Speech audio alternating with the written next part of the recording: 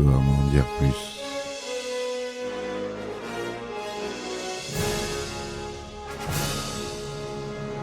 Eh ben attendez, on est en France. Allez, cul sec.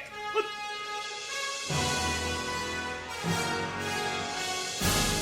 Personne ne peut le croire et pourtant c'est vrai, ils existent, ils sont là, Tarnatata.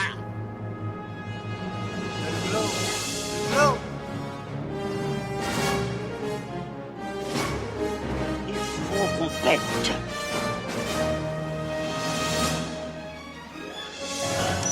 Voyons, circuit branché, correcteur temporel temporisé.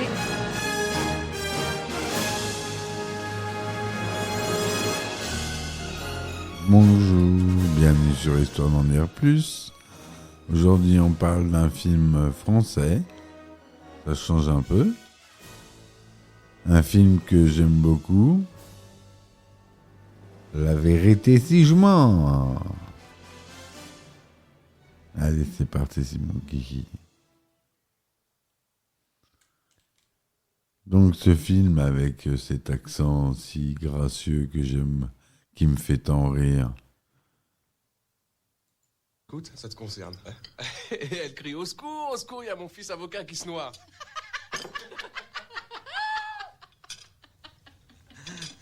C'est gracieux. Jean. Non. Qu'est-ce que tu dessines par derrière, toi? Mais putain, sans déconner, merde, on est en train de faire du business, oh. Voilà, ce film assez drôle, très drôle même, sorti en 1997.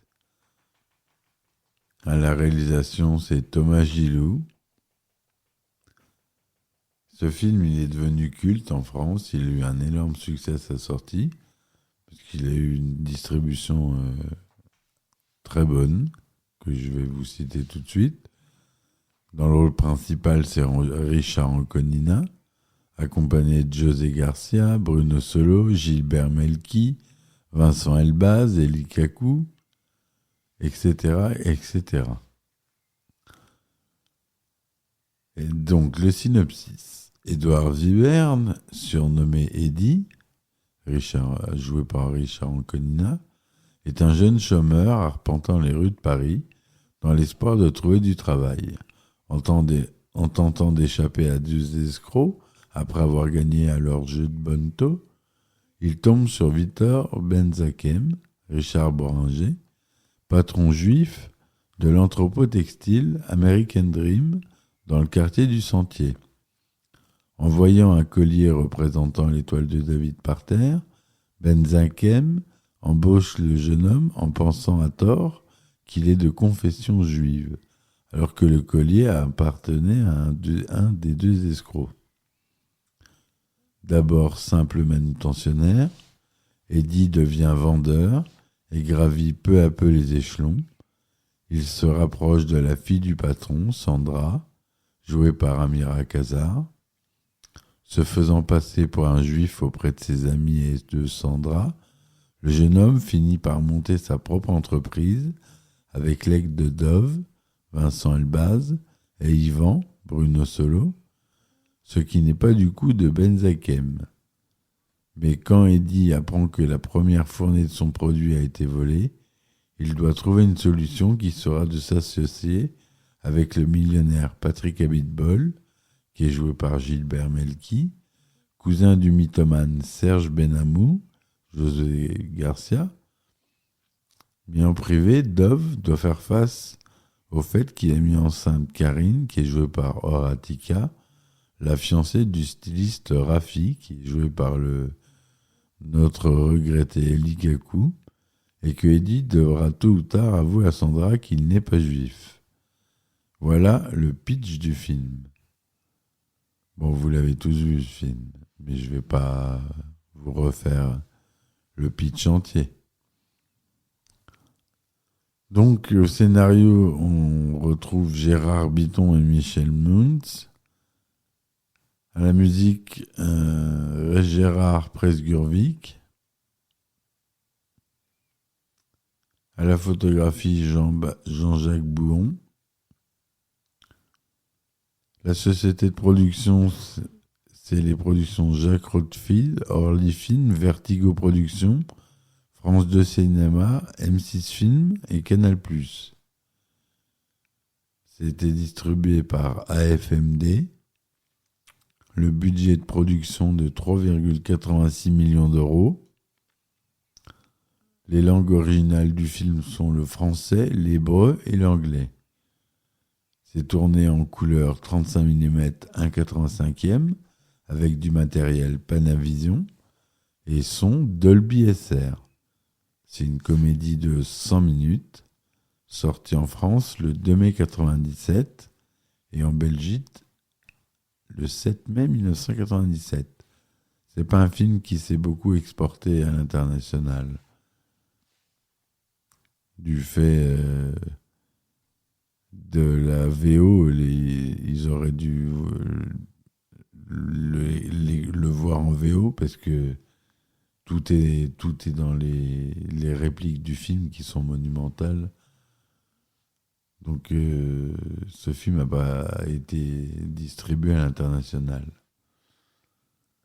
Donc Richard Anconina, il joue Édouard Vibert, dit Eddie, chômeur non juif, devint manutentionnaire, vendeur, puis patron. Richard Boranger joue Victor Benzakem, patron d'entreprise de textile, homme d'affaires de la vieille école. Amira Kazar, Sandra Benzakem, fille de Victor. Vincent Elbaz joue Dov Mimran, vendeur de Victor et meilleur ami puis associé d'Eddie. Horatika y joue Karine Benchetrit, la maîtresse de Dov. Eli Kakou joue Rafi Stilmod, habilleur de la haute société, compagnon de Karine. José Garcia y joue Serge Benamou, homme d'affaires raté puis fêtard. Bruno Solo y joue Yvan Toiti, ami de Dov puis associé d'Eddie. Gilbert Melki joue Patrick Abitbol, homme d'affaires milliardaire, cousin de Serge. On a l'apparition d'Anthony Delon, qui joue Maurice Affalo, meilleur vendeur de Victor, petit ami de Sandra.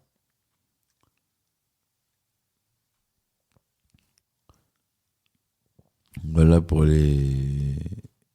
On a Valérie Benguigui qui joue Ellie, la sœur de Dov et la femme de Robert. Et Victor Haïm qui joue le rabbin. À l'origine, le scénario du film devait être issu du livre écrit par Michael Moons, Rock Kacher, roman sur les séfarades du Sentier, vu par un pianiste ashkénaze, sorti en 1988. À travers la société Vertigo, les producteurs Aïssa Djabri, Farid Laouassa et Manuel Munz, aucun lien de parenté avec Michel, prennent une option sur le livre. Mais faute d'argent, le film ne verra jamais le jour. En 1993, Michel Munz travaille désormais avec Gérard Bitton, devenu son co-scénariste et ami. L'idée de transposer Rock Kacher est abandonnée, mais pas celle d'écrire une comédie sur les Juifs du Sentier. Un producteur est intéressé, mais abandonne par la suite. À l'époque, se souvient Gérard Bitton, parler de la communauté juive de cette façon briser des tabous. Volonté de gagner de l'argent, le cul, etc. Il est décidé que le personnage principal du film serait inspiré des débuts de Mehmoud Bati à Paris. En 1995, retour à la société Vertigo et le trio de producteurs est pris au sérieux grâce au succès du Péri de Jeune de Cédric Lapiche, que je viens juste de finir de voir avant d'enregistrer le podcast. C'est marrant. Il a également produit Rail de Thomas Gilou, à qui il confie la réalisation de La vérité si je mens.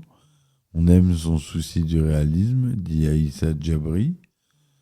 Le rôle d'Eddie était à l'origine dévolu à Bruno Solo, mais pas assez connu au goût des producteurs. À sa place est pressenti Guillaume Depardieu, bientôt victime d'un accident de moto, puis Antoine Decaune, qui préfère jouer dans La Divine Poursuite de Michel Deville. Il est aussi proposé à Albert Dupontel, et quand Richard Anconina, à qui est proposé une participation vedette invitée, demande à interpréter Eddie, il obtient le rôle. Le réalisateur avait proposé à Yvan Attal d'y participer, mais ce dernier a refusé.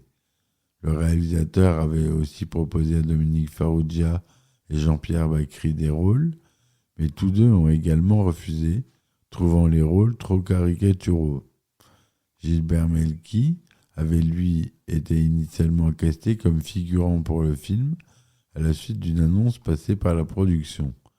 Il demanda très vite à rencontrer Thomas Gilou afin d'obtenir un rôle plus important, une audace qui a payé car il a été recontacté 3 jours après avoir passé des essais auprès de la direction du casting. Entre 1997 et 1998, La Vérité si je mens a été sélectionnée 5 fois dans diverses catégories et a été récompensée une fois. Pour le Festival international du film de la comédie d'Alpe d'Huez en 1997, il a reçu le prix du public pour Thomas Gilou. En France, il fait plus de 4 921 000 entrées, dont 1 297 000 à Paris. Quand Gilbert Melki a un problème avec sa télévision, on peut apercevoir un petit extrait de Rail, film également réalisé par Thomas Gilou, juste avant La Vérité si je mens. Au moins 6 faux raccords sont visibles dans le film. Lorsqu'Eddie souhaite raccompagner Sandra avec la voiture de Serge, il doit passer par la porte passager pour s'installer au volant. Alors que le plan le montre passer de la place passager au volant, Maurice arrive en voiture et Sandra dit qu'elle doit partir. À ce moment-là, Eddie est de nouveau à la place passager. Lorsque le couple est bloqué sur le parking par la voiture de Maurice et que l'homme défonce le pare-brise de la Z3, la BMW, on peut voir que le pare-brise est très abîmé, alors que sur le plan suivant, lorsque Maurice arrive, le pare-brise est beaucoup moins abîmé. La deuxième scène a donc été tournée avant la première. Lorsque Patrick gare sa Rolls-Royce sur la plage, les 2 roues avancent sans sable. Au changement de plan, quand Eddie et Dove discutent, les 2 roues sont bien dégagées du sable. Quand Dove se met à embrasser le gros ventre de Karine chez Rafi, il tourne la tête de gauche à droite pour la repositionner au milieu, alors que sur le gros plan qui suit, la tête est orientée vers le côté gauche du ventre. Lorsque Rafi se jette sous les roues de la Rolls-Royce de Patrick, on peut voir très distinctement sur les plans suivants le trait de repère démarquant la tête d'Elikaku sur la route.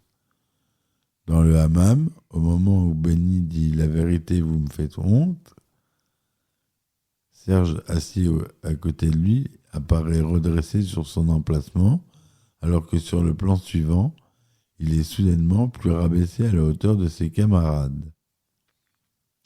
Des scènes du film ont été effectuées passage Sainte-Foy, après la scène du jeu de Bonneto, rue Saint-Denis, 200 au 226 pour être exact, et dans le passage Le Moine. En 1999, la sitcom de France 2 sur la vie de ma mère est vaguement inspirée du film. Il y en a eu 3 des films, tous réalisés par Thomas Gilou, sauf le 4e, La Vérité si je mens, les débuts, qui est réalisé par Michel Munz et Gérard Bitton, donc ceux qui sont scénaristes du film, qui est sorti en 2019. Je ne l'ai pas vu celui-là. Je vous avouerai, je ne pourrais pas en parler. En tout cas, ce film, il a tout ce que vous voulez pour rire. c'est le bon film à voir tranquille dans son canapé. 18 francs. 18 francs un bout de pain rassis comme ça avec une saucisse. Ça lui revient à quoi maximum, sans déconner? 40 centimes? Il se fait 10.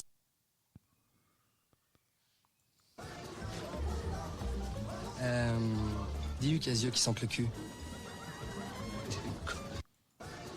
Voilà, quelques petits dialogues. Mais qu'est-ce que j'en ai à foutre? Je vais pas me taper pour 12 patates de merguez, moi ce que je fais sur mon pognon! Calme-toi, où tu crois là? Oh, Serge, calme-toi. Du monde là. Dis-moi, Serge, comment que ça se fait que Maurice Afflalo il s'est encore offert Enfin bon, voilà tout ce que je voulais vous dire sur ce film.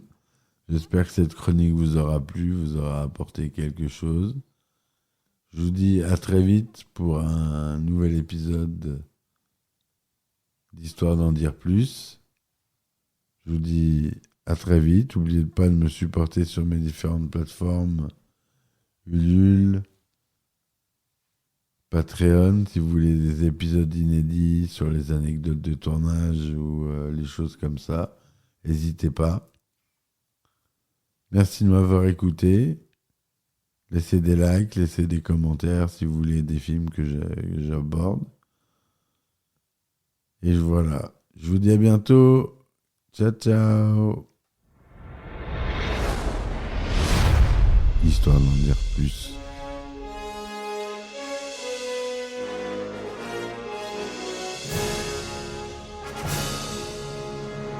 Eh ben attendez, on est en France. Allez, cul sec. Hop.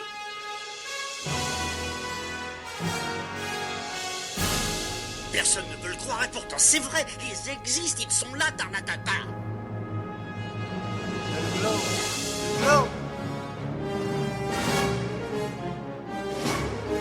Il faut qu'on pète.